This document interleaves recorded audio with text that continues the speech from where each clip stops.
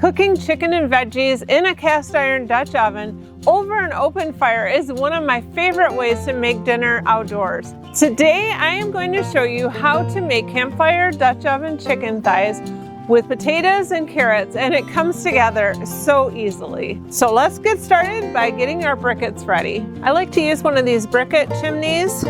I typically tear up paper to put in the bottom. I just put it in there kind of loosely. And then I'm going to pour my briquettes on top.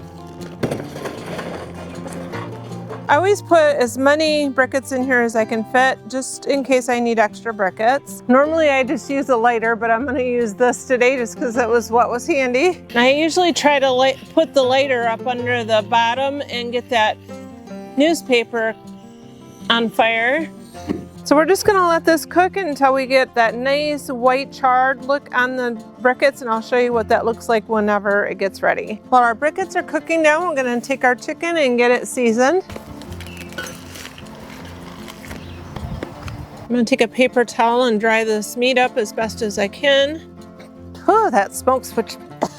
That smoke switched in my direction. And now I'm gonna sprinkle some of my homemade chicken seasoning on it. I did make a video with 3 different types of spices, and chicken seasoning was one of them. I'll post a link below for it. Okay, so I already chopped up my vegetables and I got my spices over here.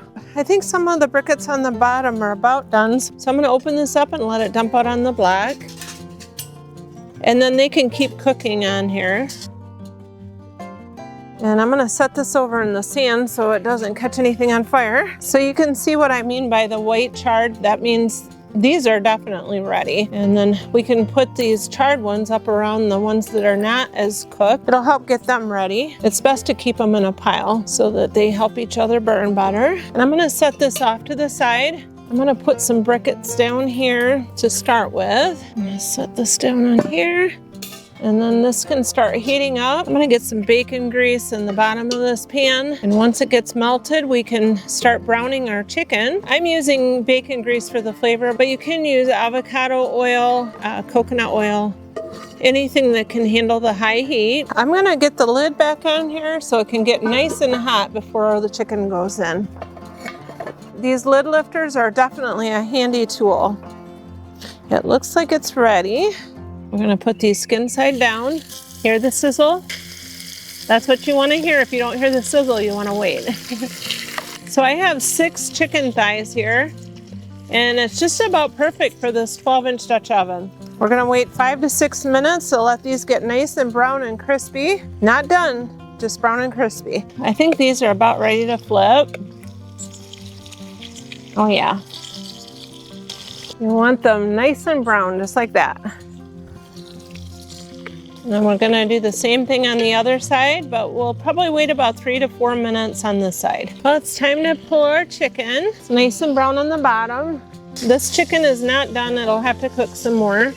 But the idea is just to get it nice and brown.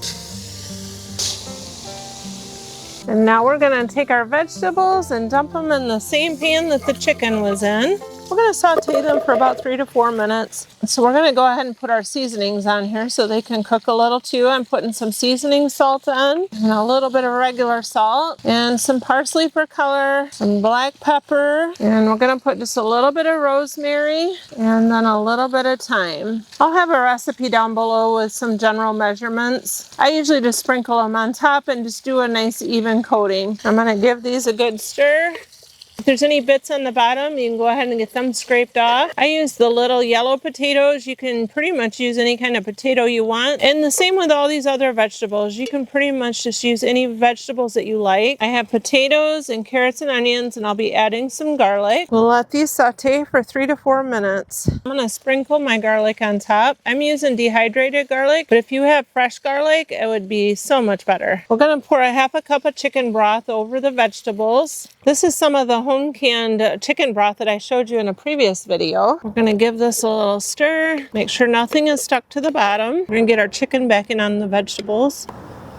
We're gonna get our lid back on, and then we're gonna put about 16 briquettes on the top of this. The goal is to get it to about 350 degrees. These briquettes have cooked down so much, I'm just gonna go ahead and add them all on here. Filming this, it took me longer than normal, so I'm just gonna put this all on here. If anything, it'll just brown the top of the chicken more. We'll keep a close eye on this and we'll check and make sure nothing is burning or sticking as we go. This is gonna bake covered for about 50 to 60 minutes, and then we'll be back when it's done.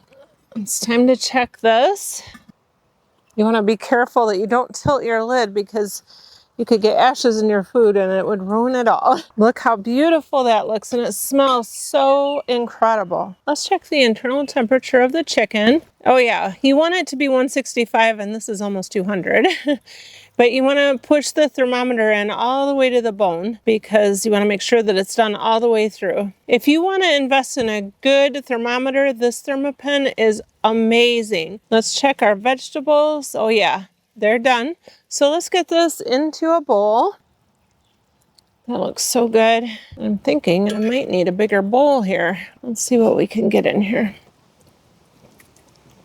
I actually think if you took this broth that's still on the bottom and made a gravy out of it, that would be so good. And if you have leftover potatoes, refrying them, oh my goodness, they'd be so good. I won't be able to fit all these on this plate, but I can at least show you what it looks like.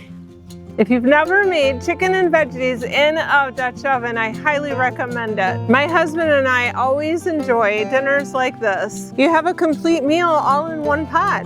Can't get better than that. So if you enjoy content like this, I would love it if you would subscribe so that you can join me again next time. I hope that you're all having a blessed day. Bye for now.